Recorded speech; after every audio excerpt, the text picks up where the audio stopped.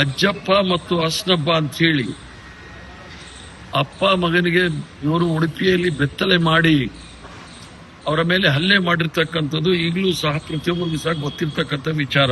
ದಾರಿನಲ್ಲಿ ಹೋಗೋರೆಲ್ಲ ರಾಹುಲ್ ಗಾಂಧಿ ಅವ್ರನ್ನ ಮುಗಿಸ್ತೀವಿ, ಇವರೆಲ್ಲ ಮಹಾತ್ಮ ಗಾಂಧಿ ಇವರನ್ನ ಕೊಲೆ ಮಾಡದಂತ ಗೋಡ್ಸೆ ಸಂತತಿಯವರು. ಇವರು ಮಹಾತ್ಮ ಗಾಂಧಿನ ಮುಗಿಸಿದ್ರು, ಬಡವರ ಪರ ಇದ್ದಂತ ಇಂದಿರಾ ಗಾಂಧಿ ಅವರ ಕೊಲೆ ಆಯ್ತು, ರಾಷ್ಟ್ರದ ಯುವಕರ ಪರ ಇದ್ದಂತ ರಾಜೀವ್ ಗಾಂಧಿ ಅವರ ಕೊಲೆ ಆಯ್ತು.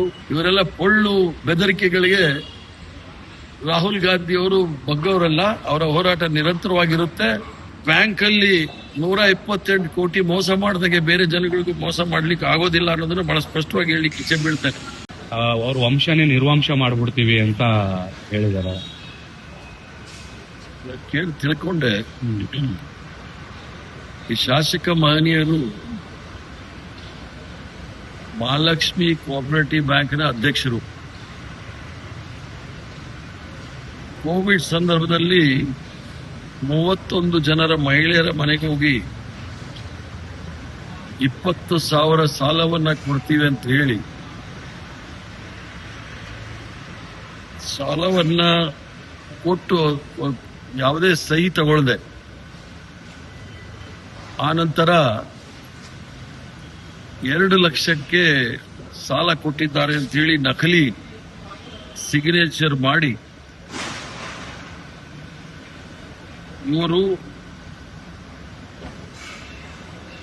ಅವರಿಂದ ದೊಡ್ಡ ಒಂದು ಮೋಸ ಮಾಡಿರ್ತಕ್ಕಂಥದ್ದು ಬಯಲಿಗೆ ಬಂದಿದೆ. ಅದೇ ಸಂದರ್ಭದಲ್ಲಿ 13 ಜನಕ್ಕೆ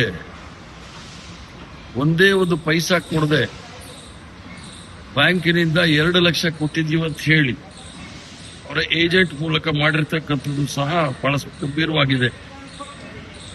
ಇವರ ಇತಿಹಾಸ ನೋಡಿದಾಗ ಅಜ್ಜಪ್ಪ ಮತ್ತು ಹಸ್ನಬ್ಬ ಅಂತ ಹೇಳಿ ಅಪ್ಪ ಮಗನಿಗೆ ಇವರು ಉಡುಪಿಯಲ್ಲಿ ಬೆತ್ತಲೆ ಮಾಡಿ ಅವರ ಮೇಲೆ ಹಲ್ಲೆ ಮಾಡಿರ್ತಕ್ಕಂಥದ್ದು ಈಗಲೂ ಸಹ ಪ್ರತಿಯೊಬ್ಬರಿಗೂ ಸಹ ಗೊತ್ತಿರ್ತಕ್ಕಂಥ ವಿಚಾರ. ಅದನ್ನ ಆಗಿನ ಬಿಜೆಪಿ ನಾಯಕರಾದ VS ಆಚಾರ್ಯರವರು ಬಹಳ ಗಂಭೀರವಾದ ಖಂಡನೆ ಮಾಡಿದ್ರು, ಈ ತರ ಎಲ್ಲ ಆಗಬಾರದು ಅಂತ ಹೇಳಿ. ಅದರ ಜೊತೆಗೆ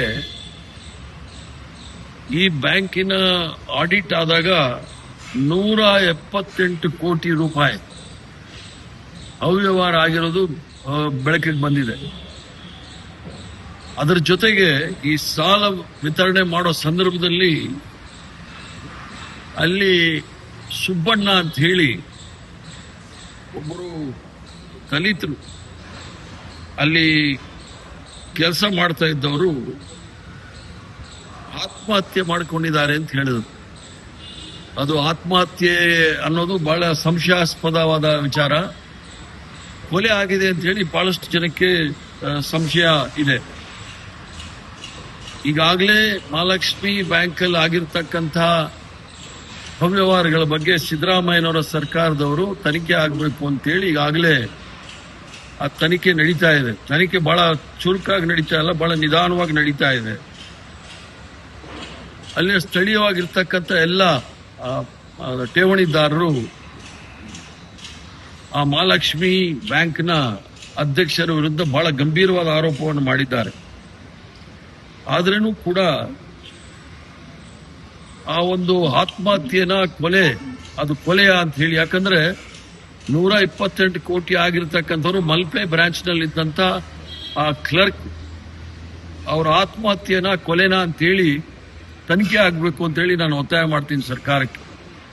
ತತ್ಕ್ಷಣವೇ ಆ ಬ್ಯಾಂಕಲ್ಲಿ ಇರ್ತಕ್ಕಂಥ ಎಲ್ಲ ಅವ್ಯವಹಾರಗಳನ್ನ ಕೇವಲ ಒಂದು SIT ಈಗ ರಚನೆ ಮಾಡಿ ಅದರ ತೀವ್ರವಾದ ತನಿಖೆ ಆಗಿ ಆದಷ್ಟು ಬೇಗ ತರಬೇಕು. ಮತ್ತು ದಾರಿನಲ್ಲಿ ಹೋಗೋರೆಲ್ಲ ರಾಹುಲ್ ಗಾಂಧಿ ಅವ್ರನ್ನ ಮುಗಿಸ್ತೀವಿ, ಇವರೆಲ್ಲ ಮಹಾತ್ಮ ಗಾಂಧಿ ಇವರನ್ನ ಕೊಲೆ ಮಾಡದಂತ ಗೋಡ್ಸೆ ಸಂತತಿಯವರು, ದಲಿತರ ವಿರೋಧಿಗಳು ಹಾಗೂ ಅಲ್ಪಸಂಖ್ಯಾತರ ವಿರೋಧಿಗಳು. ಇವರು ಮಹಾತ್ಮ ಗಾಂಧಿನ ಮುಗಿಸಿದ್ರು, ಬಡವರ ಪರ ಇದ್ದಂತ ಇಂದಿರಾ ಗಾಂಧಿ ಅವರ ಕೊಲೆ ಆಯ್ತು, ರಾಷ್ಟ್ರದ ಯುವಕರ ಪರ ಇದ್ದಂತ ರಾಜೀವ್ ಗಾಂಧಿ ಅವರ ಕೊಲೆ ಆಯಿತು. ಬ್ರಿಟಿಷರ ವಿರುದ್ಧ ಜೈಲ್ ಹೋಗಿದ್ದಂತ ಅವರ ಮುತ್ತಾತ ಪಂಡಿತ್ ಜವಾಹರ್ಲಾಲ್ ನೆಹರು ಅವರು, ಇವನ್ನೆಲ್ಲರೂ ಸಹ ಬಗ್ಗುಬಡಿಯಕ್ಕೆ ಪ್ರಯತ್ನ, ಯಾರಿಗೂ ಸಹ ಜಗ್ಗಿಲ್ಲ. ಇವರೆಲ್ಲ ಪೊಳ್ಳು ಬೆದರಿಕೆಗಳಿಗೆ ರಾಹುಲ್ ಗಾಂಧಿ ಅವರು ಬಗ್ಗವರಲ್ಲ. ಅವರ ಹೋರಾಟ ನಿರಂತರವಾಗಿರುತ್ತೆ. ಮತ್ತೆ ಬ್ಯಾಂಕಲ್ಲಿ 128 ಕೋಟಿ ಮೋಸ ಮಾಡಿದಾಗೆ ಬೇರೆ ಜನಗಳಿಗೂ ಮೋಸ ಮಾಡ್ಲಿಕ್ಕೆ ಆಗೋದಿಲ್ಲ ಅನ್ನೋದನ್ನ ಬಹಳ ಸ್ಪಷ್ಟವಾಗಿ ಹೇಳಲಿಕ್ಕೆ ಇಚ್ಛೆ ಬೀಳ್ತೇನೆ. ನಮ್ಮ ಕಾರ್ಯಕ್ರಮಗಳನ್ನ ನೀವು ನೋಡ್ತಾ ಇದ್ರೆ ನಮ್ಮ ಚಾನೆಲ್ ಅನ್ನ ಸಬ್ಸ್ಕ್ರೈಬ್ ಮಾಡಿ, ಪಕ್ಕದ ಬೆಲ್ ಐಕನ್ ಒತ್ತಿ ನಮ್ಮನ್ನ ಬೆಂಬಲಿಸಿ. ಹಾಗೆ ನಮ್ಮ ಕಾರ್ಯಕ್ರಮಗಳನ್ನ ಲೈಕ್ ಮಾಡಿ, ಕಮೆಂಟ್ ಮಾಡಿ, ಅದನ್ನ ಬೇರೆಯವರಿಗೂ ವಾಟ್ಸ್ಆಪ್ ಮೂಲಕ ಶೇರ್ ಮಾಡಿ.